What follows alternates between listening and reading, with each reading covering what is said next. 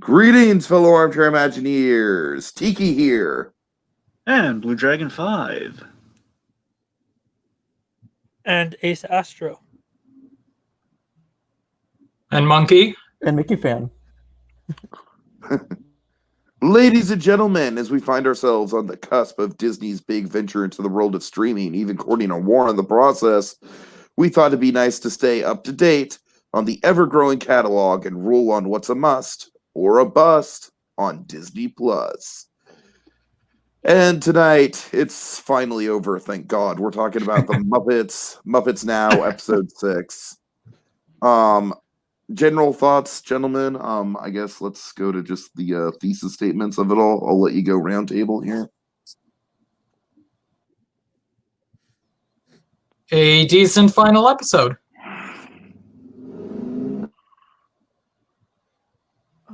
Yeah, I'd agree. I thought it was a fairly strong episode compared to some of the others, so it left me satisfied.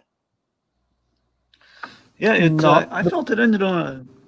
Sorry, go on. Not the best episode of the season, but certainly not the worst. And there's enough here that they can hopefully build on if they get a second season. I thought it ended on a high note. I think there's some hope for the future, and I felt we got some not like through all the sketches, but I think at least most of the sketches, kind of some Trejo level funny stuff in this one. I think that the Rogan bit was maybe one of the best sketches that we've had so far in the season. Absolutely.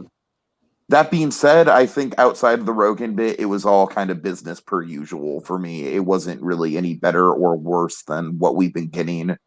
And especially because the 3 segments outside the Rogan bit are probably the 3 segments that I'm the most sick of.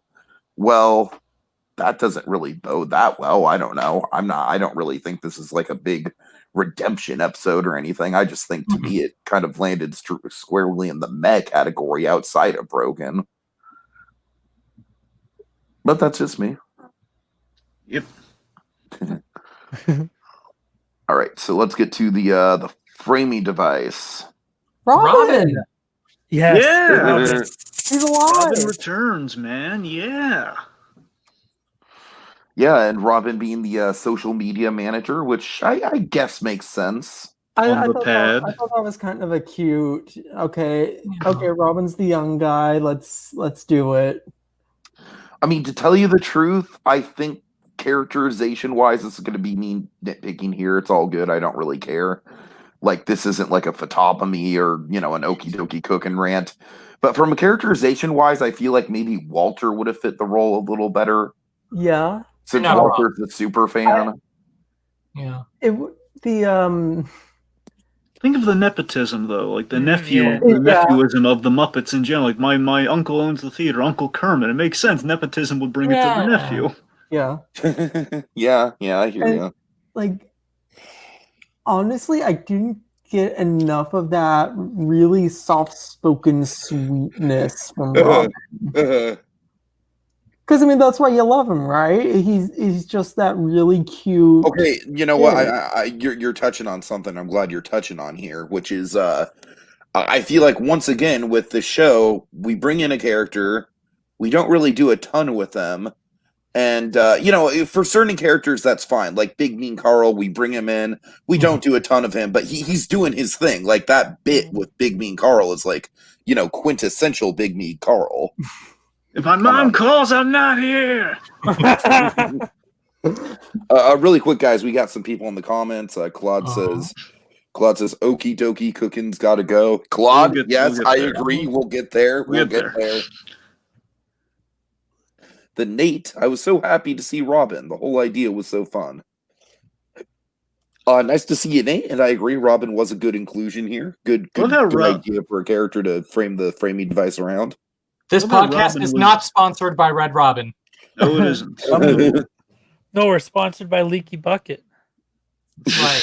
That is true. Podcast, oh, God. Oh, Jesus Christ, my voice. Oh, This podcast is brought to you by Piggy Water. The very first thing I thought of when that leaky bucket thing popped up, like, Tiki oh god, water! it's a lovely throwback to 2015 Muppets. Okay, yeah, I like that Robin was in Scooter's corner for a change. The first time we had someone you give him want to thank Scooter for all his Yeah, Animal it's is- the Animal first is person in who's Scooter's essentially corner. like passive aggressively being like, "You're a piece of shit, Scooter." Yeah. I'll admit, the cat video bit also in much. Shooter's Corner. Animal was just kind of annoyingly going with it. I feel like Animal didn't necessarily want to do it. He was just kind of like, "Okay." Yeah, that was another one of the framing devices that they kind of wasted the character for. Mhm. Mhm. I mean, overall with the framing devices, I think I don't know. Now that the show's done and over with, I'm just now realizing we barely got any Sam at all, which is a shame. Yeah. Yeah. It's like we had that one promising moment with him in episode 1, but then outside of that, nothing. Yeah. And just that gag in the last episode. Yeah. Which was a wonderful gag. Yep. Anything else with framing device? Just again, this is compliments what I was hoping for from the show. The whole like the smart runner that it's the Muppets in the modern day premise of it all. Where okay, we'll have social media and kind of the kind of like handling the comments and moderating the comments during the live broadcast. Like that's pretty fun. Yeah. That makes sense. That tracks. I noticed at the end it looked like the other Muppets were sending Scooter genuine congratulations. Yeah. That's nice of them. All right. Also, look, I kind of blink and you miss a moment. Rizzo was like asked if Scooter wanted to go get pizza sometime. Was that a Pizza Rizzo reference? Oh my god, it might have been. Possibly. I hope it was. I would not be surprised if the Muppets writers intentionally threw that in there. Yeah. And of course, I gotta say, yeah, I am kind of a sucker for the memes, the hurry up Scooter memes. Yeah. Hurry up, Scooter. Okay. Like with the turtle. All right, next up. Oh wait, before that, one thing. Like this is just a me thing, and I love it. Yes. But at the very start of the episode, there was that epilepsy warning. Good on you, Disney. Oh yeah. Did that pay off in this episode? You Like, was mean there... did people have seizures? Is that? I don't know. I just noticed it at the very top of the episode. So Yeah, I think I remember that too. I don't remember what moment would have brought it on. Then on the other hand, you look at a bunch of Pixar tie-in shorts that don't have tobacco in them at all, and yet still get a tobacco warning. yeah. All right. Okay, next up we have the Muppet Labs field test, which I thought was kind of mediocre myself. I really like this. I think it's the best of the Muppet. Yeah, I really like it. It is better than I'm last going week to for say sure. it. I am going to say it. Adding Joe the Weasel was the perfect way to update Muppet Labs. Okay, you know what? Yes. I'm glad you guys are bringing this up. That was because a good spin.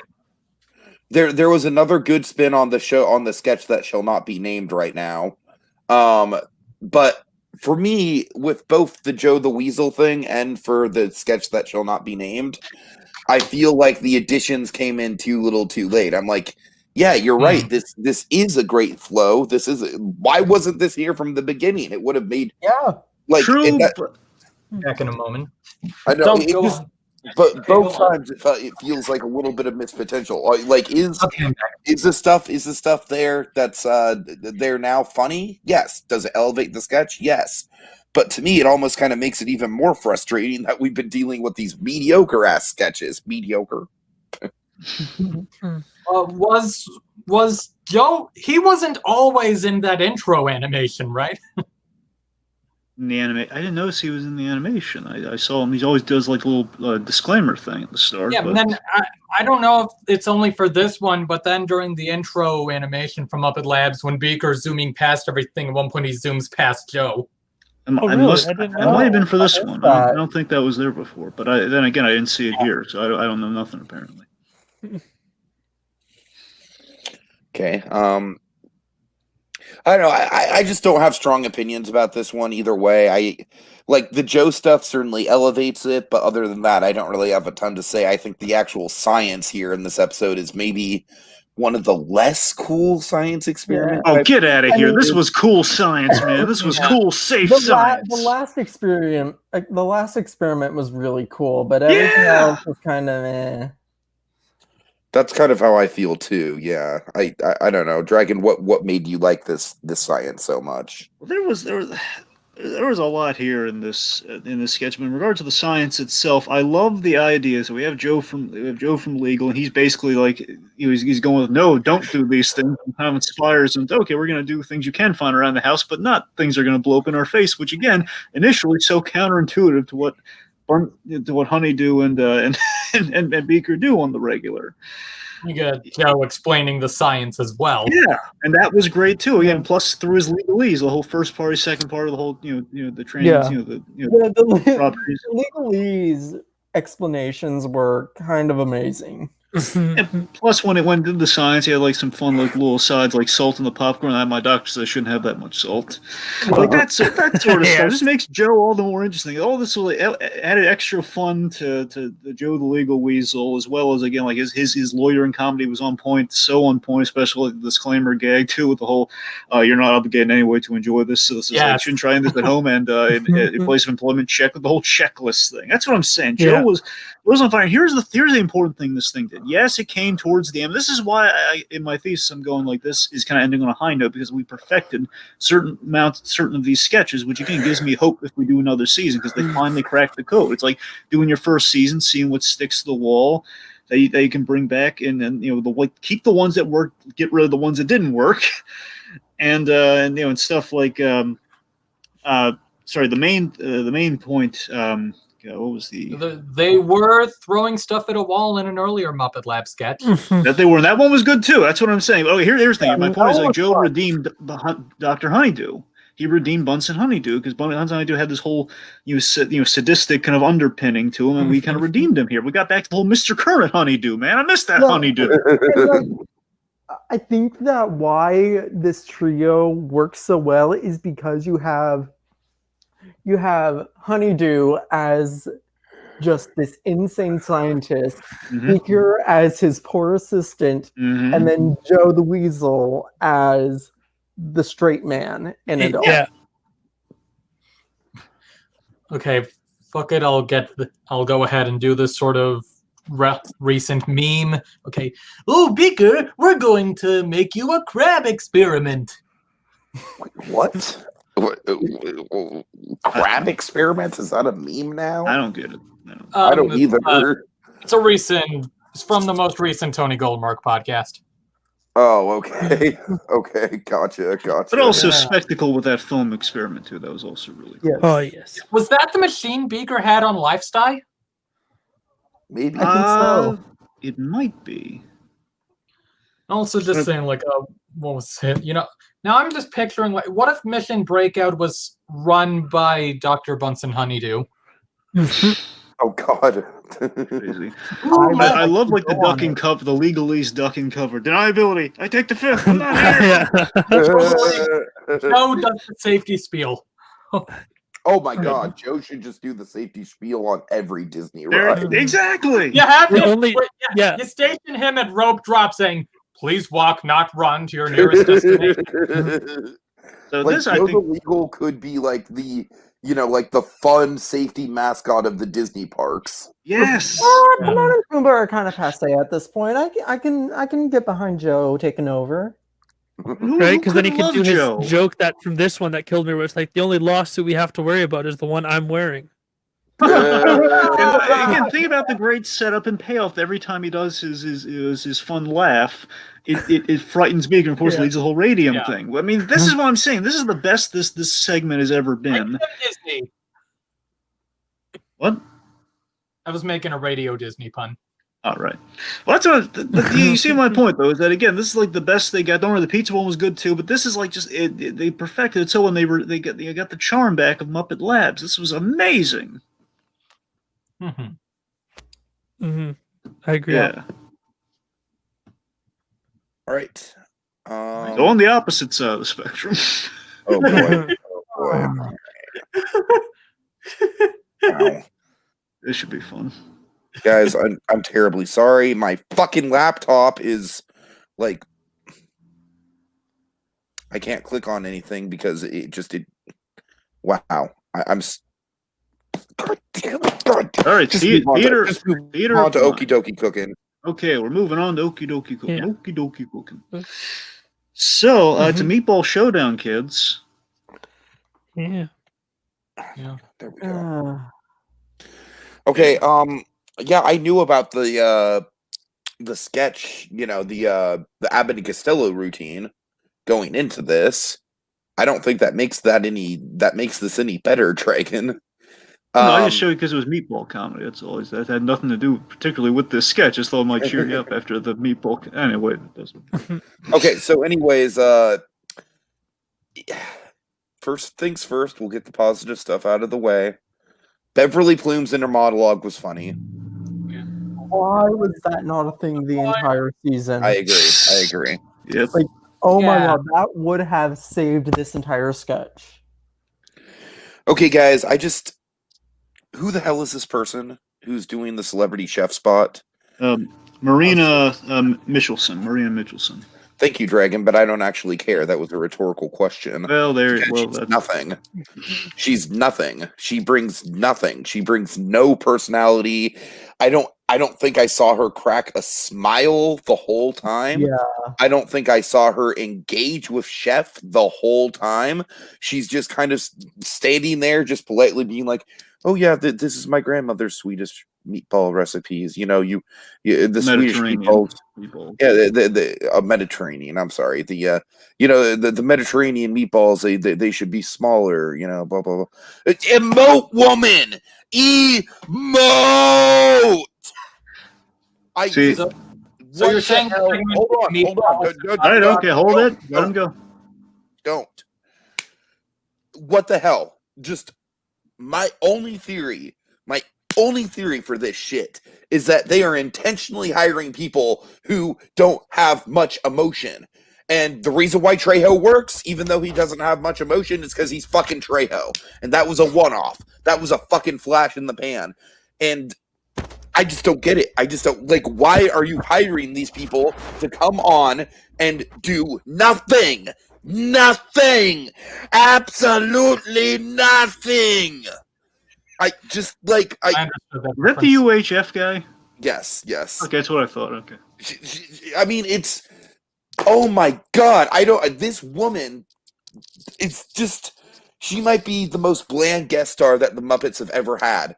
I have studied this woman. I have studied her presence here. Well, you haven't studied her well because you don't know her name, but keep going. Just because you know how into riffing this show I am, riffing Okie Dokie Kookin specifically.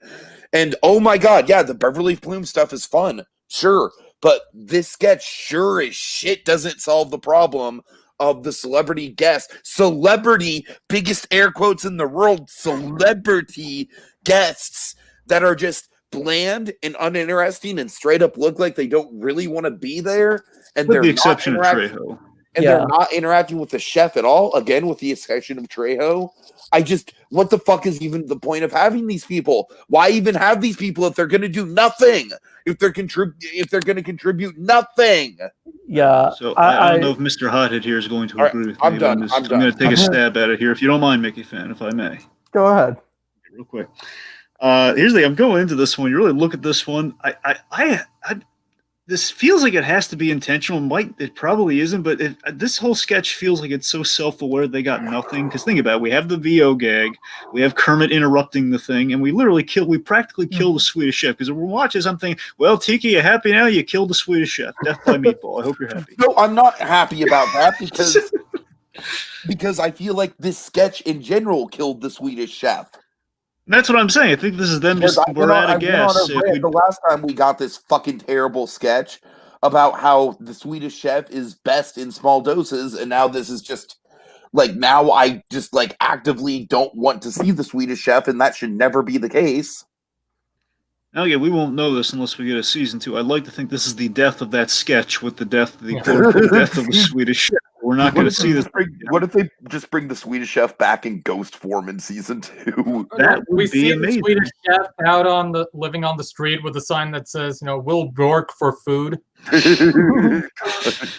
Oh god! But you see what I mean, though. It's just it's like we're So do you think they acknowledging. intentionally? Do you think? I mean, that's all fine and good. I agree that, like, with Kermit interrupting and Yeah. stuff, They know they have nothing. But- the second Kermit interruption was better than the first. Yeah. with that And- being said, do you think they hired intentionally the most bland guests that they possibly could? I don't- mean, you're going Probably Mickey. not. I don't know if they intentionally hired her, but one thing I did notice, speaking of the Kermit interruptions, she looked pissed when they happened. If you look at her when Yeah. every time Kermit comes in, she's just okay. What the fuck is this? Okay, and that's here? it, Mickey fan. This woman is the antithesis of Down to Clown. Yeah, she really is. Like hell, the guest in the first episode was into it. Uh huh. Like not on a Trejo level, but still engaging, entertaining. Yeah, like yeah, still, right, like, right. wrapping up with Part of Beverly. me wonders that fuels the intentional fire even more. So when you think about it, they got someone who would not be down to clown just to see. Okay, well we got nothing. We're just gonna have somebody who's I gonna think- play it straight. That's the question I I do do think Is for it the most intentional or part- is it not intentional? I Is think it it's not a- in- I'm Go going ahead. Mickey fan. Like I think for the most part, like all the guests other than this one have been down to clown with Yeah. the chef. They just haven't interacted with him much. Uh-huh. But like the first episode they were gossiping and giggling over the chef fucking everything up. Yeah. Trejo was Trejo. Which is wonderful. Yeah. The Korean guy whose name I am forgetting with the beef bowls, he was fully going Charming the in. heck out of Beverly Plume. Yeah, he was like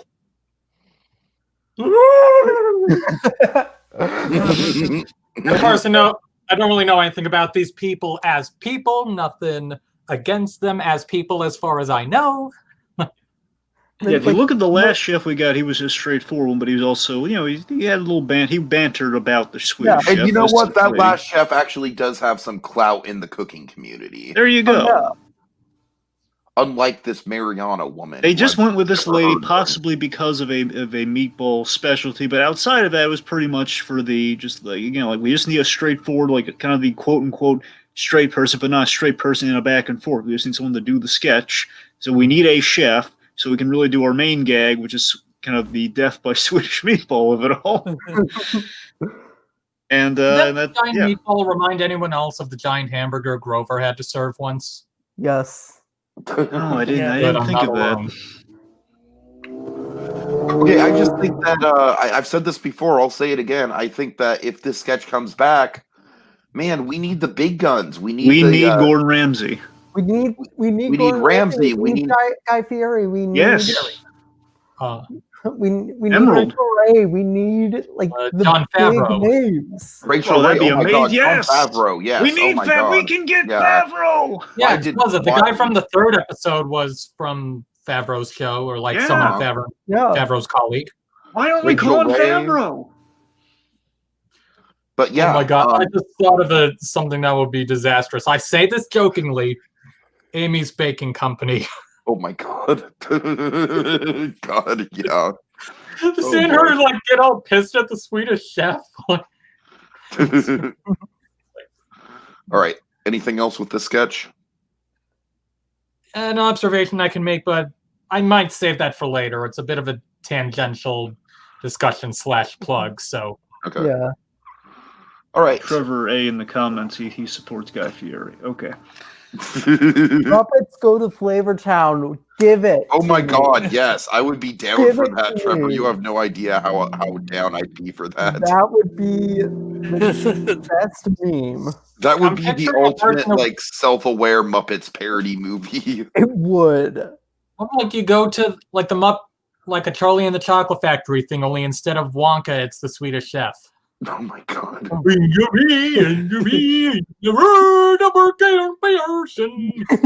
And of course, instead of just like a factory full of edible candy, they're all singing candy and foods and stuff. Swedish, like maybe Swedish Yeah. fish. All right. Yes, yes, you get, and that's how you get New Zealand kicked out. He fucks around and playing in the fish room. Okay. Guys, this is the best sketch of Yes. Muppets Now season 1. Yeah. I mean, this and the Trejo sketch. I mean, Trejo's Definitely the best This close. Trejo, and then I would also say the Uncle Deadly one from last episode. Yeah. Those three. There you go. I mean, this one in particular, though, this made me laugh harder than anything else on this show. So okay, this summarizes best what they were going for with the improvisational theme. Yeah. So Rogan and Fozzie Bear sitting down and having an interview together. Great concept. Like even if already sold.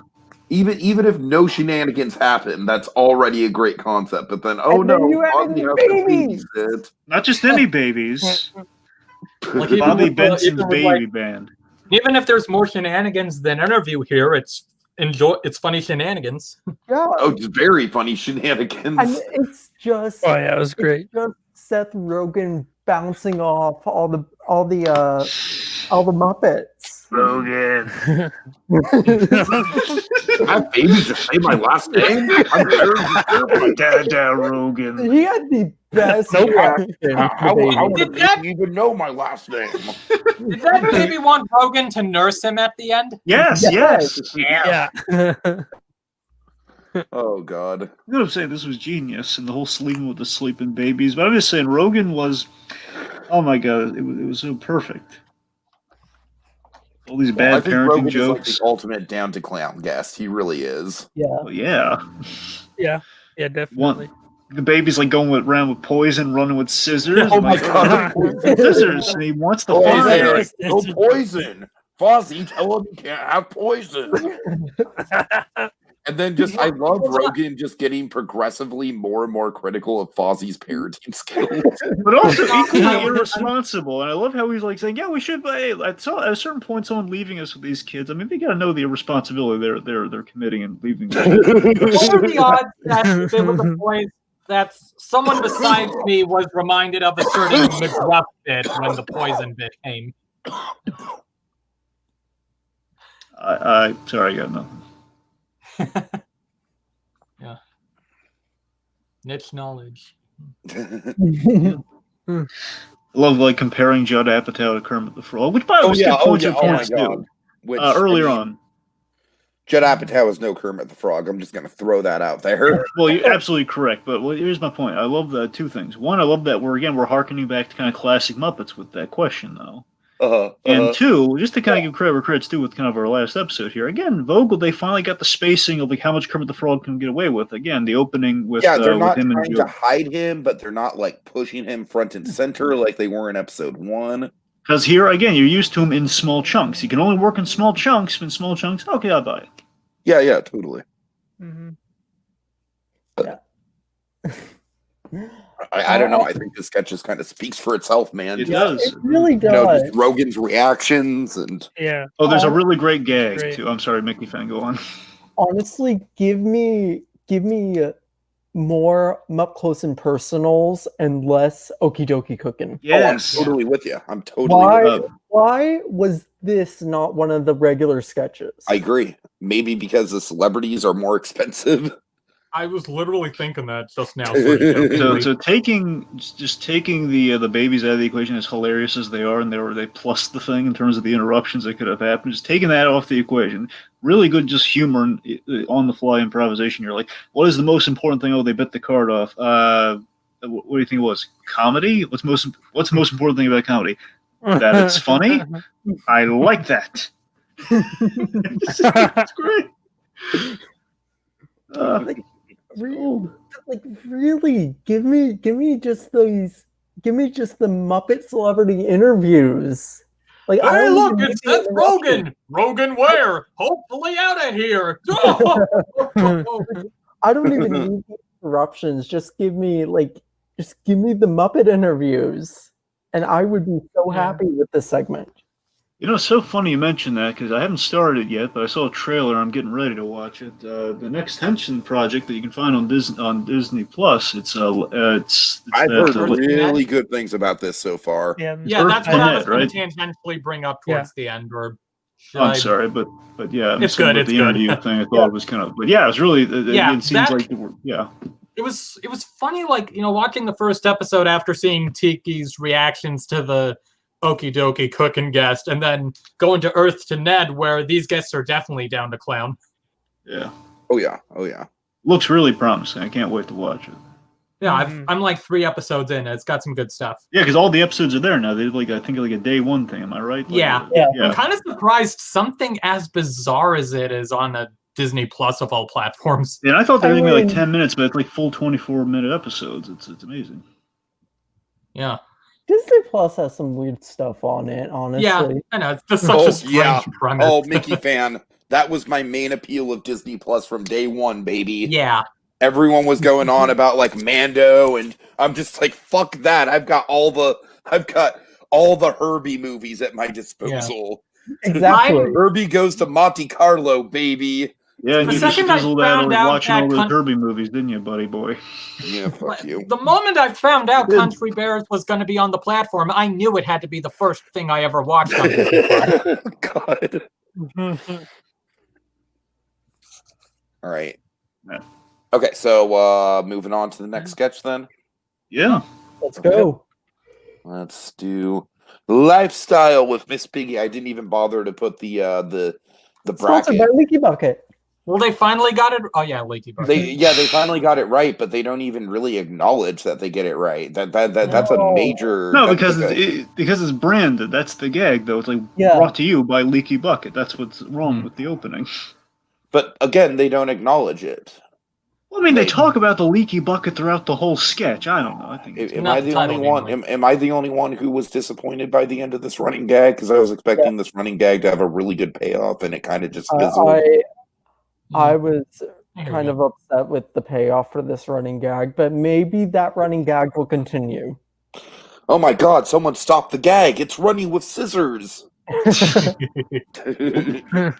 Don't you just hate it when your gag runs? Speaking of that, during the running with scissors with the babies, did you notice one of them licking the knife? Oh no, Oh, no, yes, no! They were yes, looking I the did, sword. I No, they did. were sword fighting, and he was like Yeah. teething Yeah. on the sword. That's what you're thinking of. Yeah. Yeah. I just Yeah. remembered that. Oh, now they're fighting. Oh god, that was funny. They kept falling. Anyway, we're talking about the wrong sketch. Yeah. Let's get back to lifestyle. I thought this was all okay.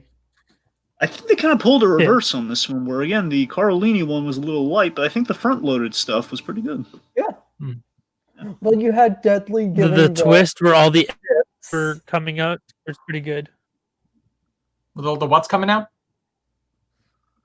Well, the animals. Where all the animal, like the Yeah, snake and the yeah, snail that's and great. everything. That's really good. That was And a then fun Tay Diggs twist. is like, "Can I go next?" They're all offended. But you offended all Yeah. of them.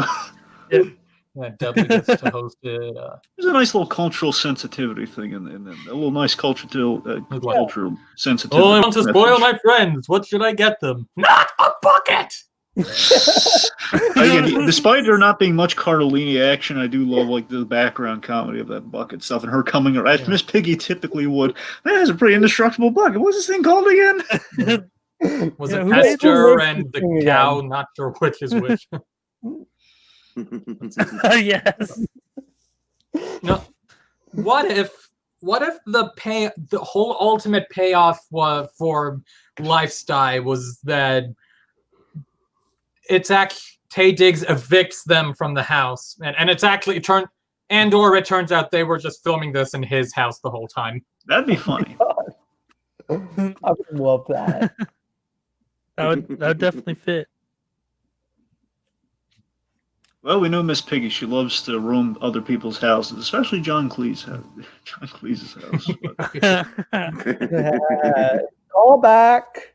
yeah. Yeah. Continuity.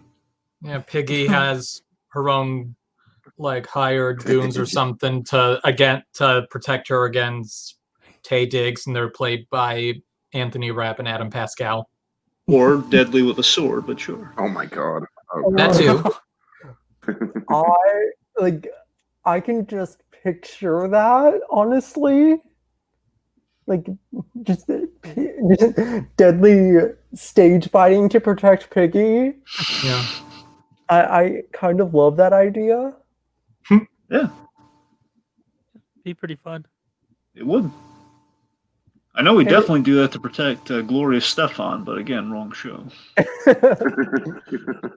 Be careful, Day Diggs. You don't want to get a sword throat. oh god. It's too funny in here. Let's open a All window. right, yeah, I'm done. All right. So is that it, guys? Just on to final thoughts now. Okay, final thoughts. All right. Except Again. for Dokie Kookin, a decent final episode. I'd agree. I concur. Yeah. And even Okie Dokie Cookin had the Beverly Plume bits, so And we literally killed them, so everyone got that. They figured out the formula for a lot.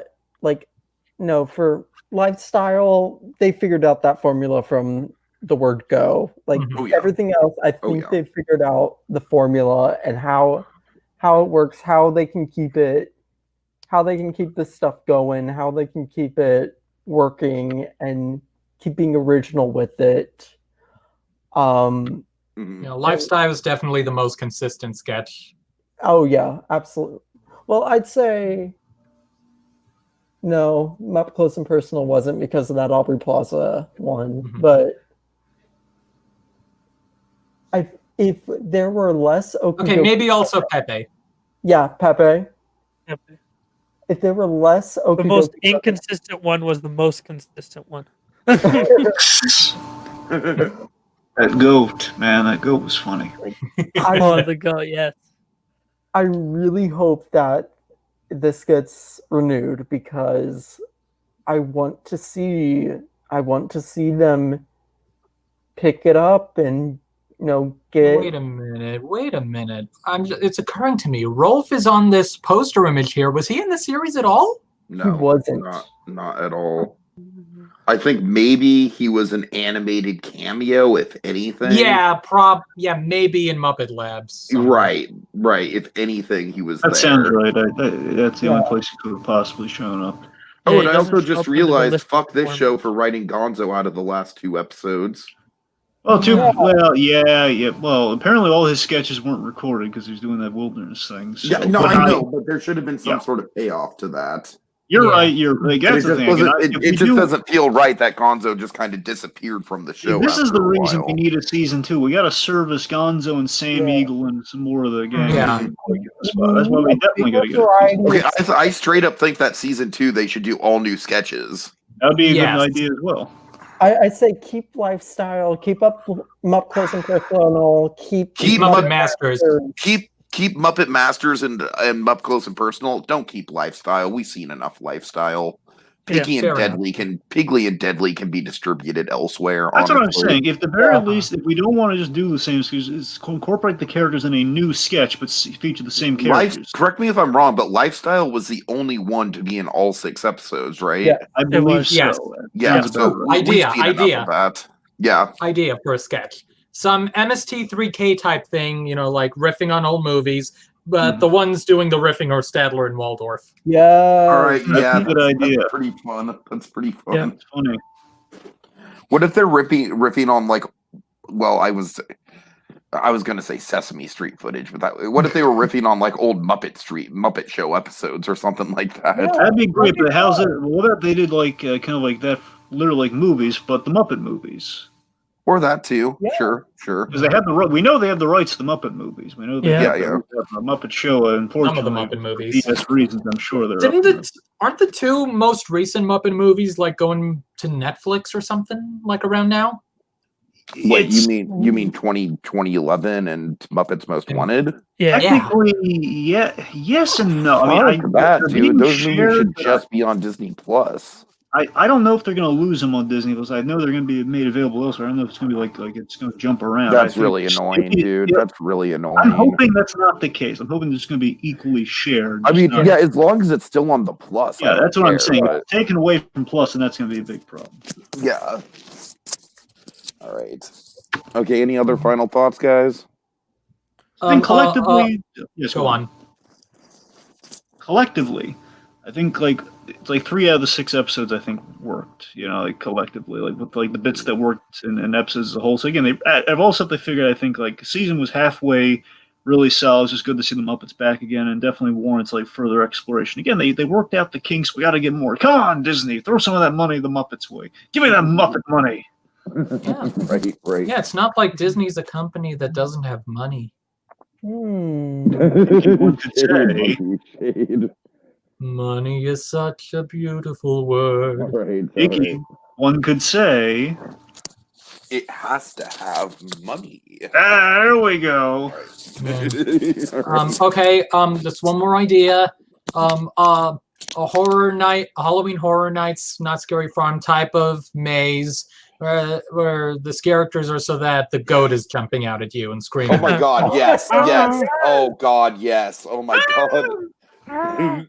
And you know what? It would probably genuinely be scarier than a lot of the mazes just because the goat is a really effective jump scare. Yeah. All right. Shit on you. And on that note, guys, are we ready to sign off here? I Yeah. guess so. Okay, well, thank you guys for watching. Cloud Coringa, Nate, Trevor A, you guys are all awesome. Always happy to have you. We're gonna look into Earth to Ned. I don't know if we're gonna cover every episode, but we'll probably at least cover the first season in a podcast. I don't know. I doubt we're gonna do episode by episode on it, but we'll definitely it's probably look more into of an it. overall thing. Yeah. Right. In the meantime, though, we've got Infinity Train coming up very soon. Infinity Train Book 3, so look forward to that. Bluth Timber is in the works. We're digging through Don Bluth's worst movies, so those will be up sometime soon. And have a good day, guys. Overall, like I said, thank you so much for tuning in. And that'll do it for us this week as we holster our remotes till the next installment calls for the draw. Mono e mono, just Plus and Us. Yeah, Joe from Legal has a friend with a lot of gall. That friend's name is Lee, so he admires all the Lee gall. Okay, I've got a better lawyer joke. Okay. What's the difference between a vacuum cleaner and a lawyer riding a motorcycle? The vacuum cleaner has a dirt bag on the inside.